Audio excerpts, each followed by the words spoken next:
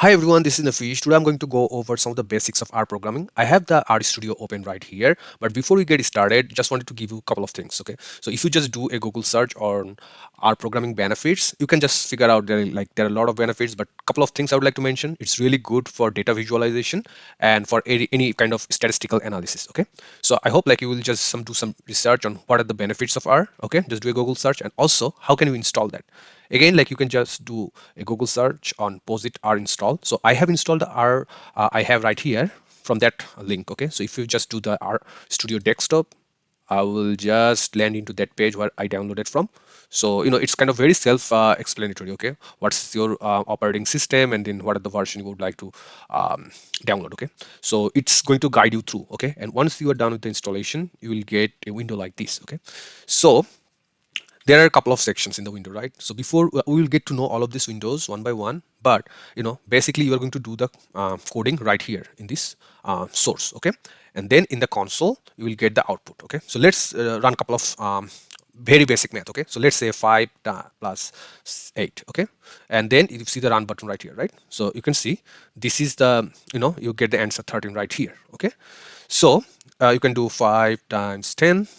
This is multiplication. You get the answer right here. Okay, so before we do anything, we can just save this page right here where we're doing the source coding, right? So source on save, you do the save, and you can just rename it. You can give it any name. Okay, basics, I would say. Okay, so this is my R file right here. Okay, now couple of things I would like to say. Like this console, you can clear it by Control L. Okay, if you press Control L, this will get cleared.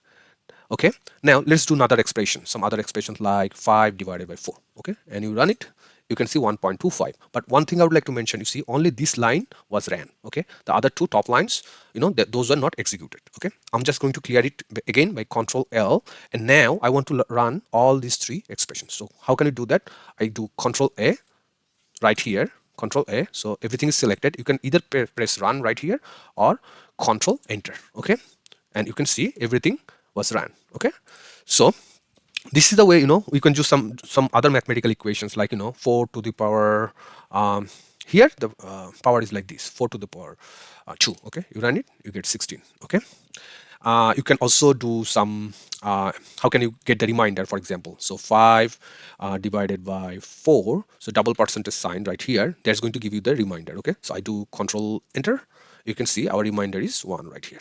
And if you want to get the quotient, okay, then you can do 5, same thing, percentage sign, then forward slash, then again a percentage sign. Okay, and let's say you want to divide by 2, so it's going to give you 2, right? So let's run it.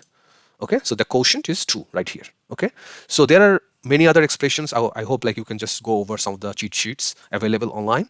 I would like to go over variable assignment. Okay, how can we assign some variable in R?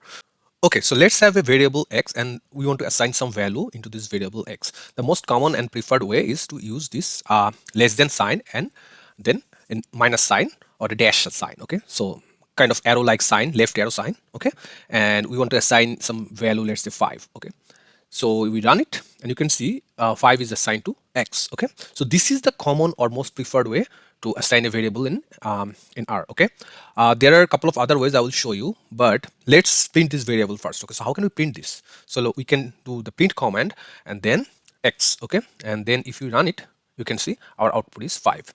Now how about we want to have some string or some sentence into this print command. Let's say the value of x is, okay, and then we want to have x. Okay, so this should print the value of x is 5. However, if I run it, you can see only the string part or this sentence is printed, right, not the value. So if we have like two different type of argument like string and number, in those cases you can use this command called paste. So inside the print you can have paste, and you can see like there are two types of paste. Okay, I will just come into the paste 0, but first use this paste, then the rounded bracket. Okay, and then you end the rounded bracket right here. So in this way you can see this x, the value of the variable x is 5, right, and this is our string, right? So now if we run this, you can see the value of x is 5 right here. So now it's able to print. So whenever you are printing to different data type, you need to use print and paste together. Okay, now if I want to have 0 right here, okay, that way it will just it is the spacing. So you can see like there is a space right here. Okay, I think there are a couple of space.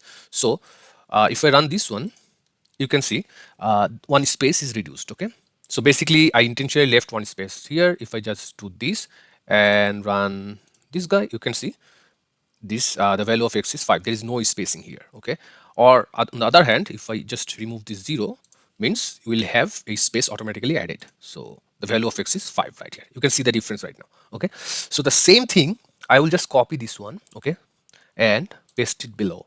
So the same thing we can do, just using one function called cat. Okay, so cat, and I will just remove this rounded bracket right here. And if I run this one, this the output is the value of x is 5. Okay, so basically, so we have learned two ways, right, to print this. Okay, now there's another way, which is let's say I have a variable called y is equals to 1.2345.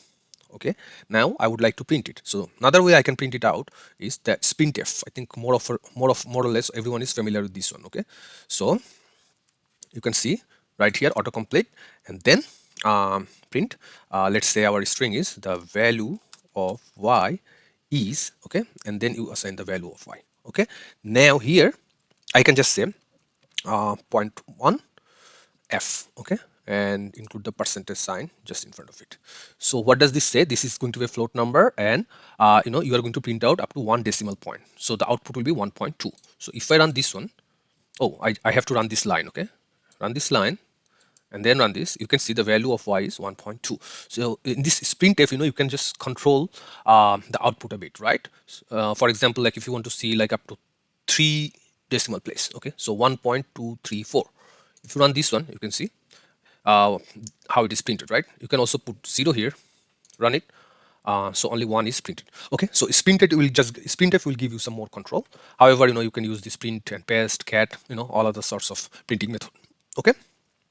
Also, we can let's say we have a variable s and we want to assign a string to it. Okay, so let's say string. Okay, so you can assign a string into a variable as well. So and to print this string, you can just use print. Okay, so print s, and you have to run both of these lines. So run. So you can see the string is printed. So how about if you want to add two strings, okay, or concatenate two strings? So let's say ss is another variable, assigning something into this variable. Let's say I am, okay, I am a. Okay, now I would like to print out such a way that it will show I am a string. Okay, so I want to concatenate this line and this line. Okay, so the easiest way is to do it is paste. You have ss and then s. Okay, so if you do that, it's going to, I have to run this obviously, and then you can see I am a string. Okay, so basically this is concatenating these two and then printing it out. I would also like to show there are a couple other ways to assign something into a variable. Let's say we have an expression called 4 plus 6, okay, and if we want to assign this into a variable, we will use this dash sign and then this arrow sign. Okay, and let's say we want to have this expression into a variable called yy. Okay, so if we run this and then print yy, you can see also the value of yy is right there, right? So you can see this is another way to assign something into a variable. Also, we can use the equal sign. So let's say the variable is r is equals to, let's say, 100.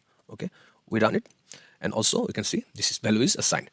But these two ways, these two, like usually this equal sign, we usually try to avoid this in R, because like we use this equal sign inside of functions and in some other cases, and just to have a distinction, we use this left arrow and then the dash sign. In most convention, is mostly well known. Okay. Before I end, I would like to show a couple of things. As I mentioned, if you want to run everything, you have to select Control A and then Control Enter, right? That way you can run all the lines. Now if you want to clear this console again, you'll have to press Control L. Everything is cleared in the console. How can you clear in the values right here? You have to do RM. This is a command. Okay, so RM, then press list and tab. So this is going to, you can see the list right here, and then LS, rounded bracket, open and close. Okay, we have to remember this one. So if I have this command in the console, this is going to clear out everything, all the variables. Okay, so you can reuse those variables. Okay.